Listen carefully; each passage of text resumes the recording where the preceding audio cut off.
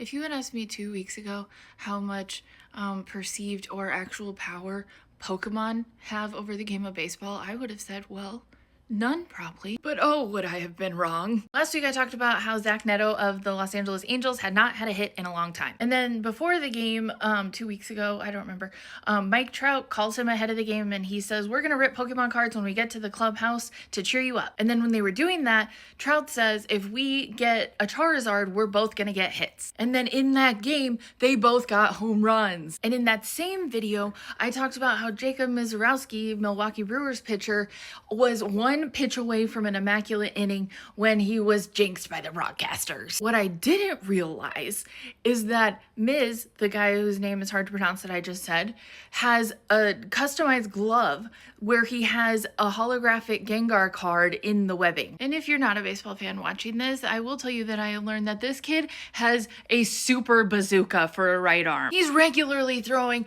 in excess of 102-mile-an-hour fastballs. Now, I'm still learning about baseball. I still don't know that much, but I do know that even for a fastball, that is quite fast. Is it Gengar? And baseball players are so superstitious, so like, if he starts sucking, is he gonna change out the card for a different one? The glove is purple though, so he'd like have to get another ghost or poison type Pokemon then, right? And if Pokemon cards have the power to be a charm, do they also have the power to be a curse? What am I saying? Everything can be a curse in baseball. And if so, which ones are charms and which ones are curses? Will we see specific Pokemon being banned from clubhouses because it was proven to be bad luck? Oh, and then also I learned that last year after a game that they won that Miz pitched in, they decided to rip Pokemon cards in the clubhouse. It was a pack from 1999 and he pulled a holographic Charizard. These boys are such dorks. I love it. This is a developing story that requires more investigation. I'll keep you posted.